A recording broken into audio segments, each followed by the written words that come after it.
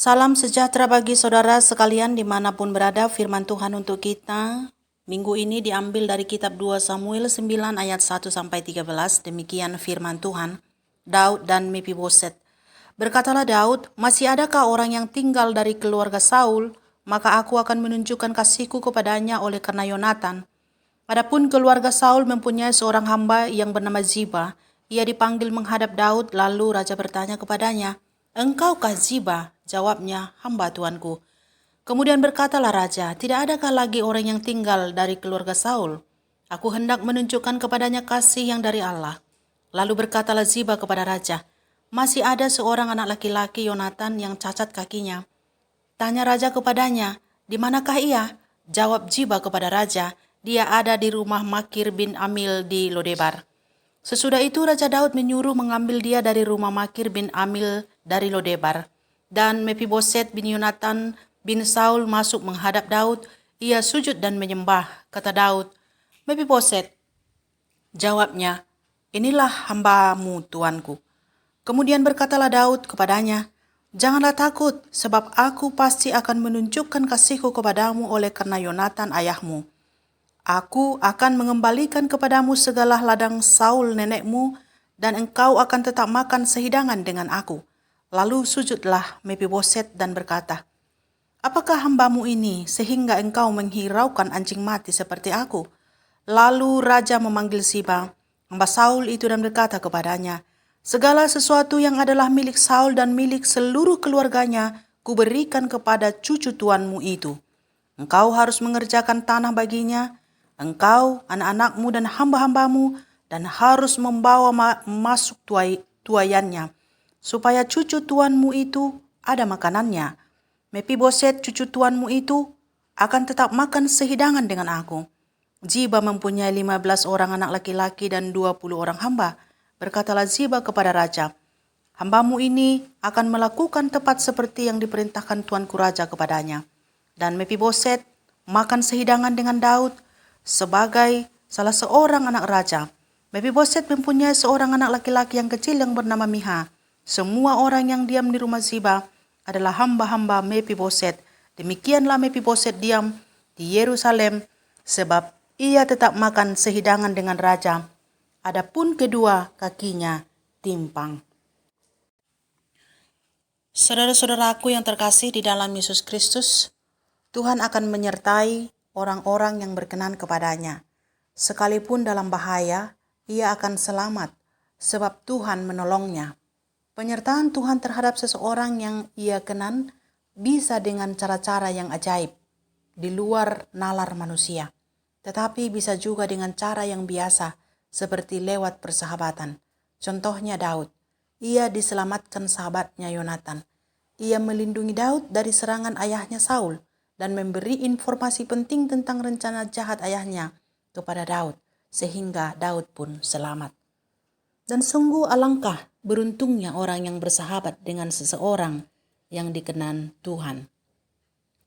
Sebab segala yang diperbuatnya dikenang sahabatnya. Bukan hanya mengingatnya tetapi ingin memperlihatkan kasih Tuhan yang ia punya. Sekalipun sahabatnya itu sudah tiada. Memang balasan atas perbuatan baik tidak boleh diharapkan. Tetapi adalah realita. Jika berbuat baik kepada orang-orang yang dikenan Tuhan, akan selalu ada timbal balik yang diperlihatkannya atas perbuatan baik yang ia terima. Seperti Nabi Elisa umpamanya. Seorang perempuan Sunem menyambutnya di rumahnya dengan baik, dan ia tidak pernah berpikir akan mendapatkan balasan atas kebaikan itu. Tetapi Nabi Elisa itu ingin melakukan yang terbaik baginya.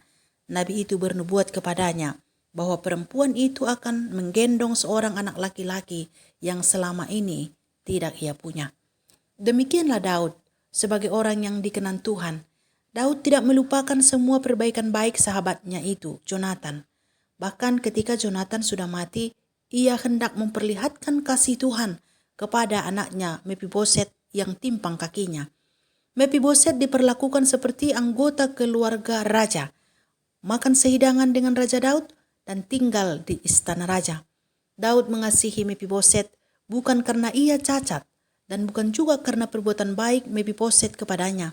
tetapi karena perbuatan baik sahabatnya, Yonatan, ayah Mefiboset. Saudara-saudaraku yang terkasih, sehubungan dengan Minggu Mambre GBKP, yaitu Minggu Kaum Bapa, maka jadilah Mambre ataupun Kaum Bapa GBKP sahabat yang setia dan penuh kasih bagi seisi rumah. Lindungi dan selamatkanlah istri serta anak-anak saudara dari berbagai bahaya yang mengancam. Jika seorang bapak menjadi sahabat yang setia dan mengasihi seisi rumahnya, maka ia akan menjadi bapa yang dikenang. Bahkan ketika ia sudah tiada, ia akan tetap dikenang istri dan anak-anaknya. Dan kenyataannya, banyak istri yang tidak lagi kawin sekalipun suaminya sudah tiada, mengingat kasih dan kesetiaan suaminya.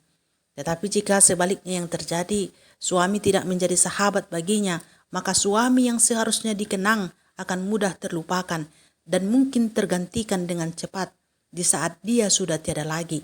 Oleh sebab itulah, persahabatan yang penuh kasih dan setia menjadi sangat penting bagi seorang bapa di dalam rumah tangganya. Bapa yang baik, yang dikenan Tuhan, akan mengingat dan menghargai perbuatan-perbuatan baik istrinya, penolong yang diberikan Tuhan kepadanya, yang memasak untuknya, mencuci bajunya, menyiapkan perlengkapan kerja, dan banyak lagi. Dan memperlihatkan kasih Tuhan kepada istri dan anak-anaknya di sepanjang kehidupan rumah tangganya. Sebab merekalah sahabat terdekat yang dibangun Tuhan untuk seorang suami. Seorang bapa yang dikenan Tuhan, padanya ada kasih Tuhan untuk diberikan kepada sahabat-sahabatnya, istri dan anak-anaknya. Di atas semuanya itu, tidak boleh juga dilupakan bahwa kita punya sahabat sejati yang tidak pernah meninggalkan kita, baik dalam suka maupun dalam duka, baik sekarang maupun di masa yang akan datang. Dialah Yesus Kristus, Tuhan kita yang setia, Tuhan yang mengasihi kita. Dia selamatkan kita dari maut, dibuatnya kita berkenan di hadapan Bapa, menjadi anak-anak Bapa, tinggal serumah dengan Bapa, dan akan makan sehidangan dengan Bapa kita di surga kelak. Dan semuanya itu terjadi oleh karena Yesus Kristus. Tidak ada yang patut dibanggakan dalam diri kita yang membuat kita layak di hadapan Bapa. Seperti Mefiboset menggambarkan dirinya anjing mati di hadapan Raja Daud, demikianlah kita di hadapan Tuhan kita tanpa Yesus Kristus. Tidak ada harganya, tidak ada artinya, tapi karena Yesus Kristus kita menjadi sangat istimewa. Kita dinamai anak-anak Allah. Amin.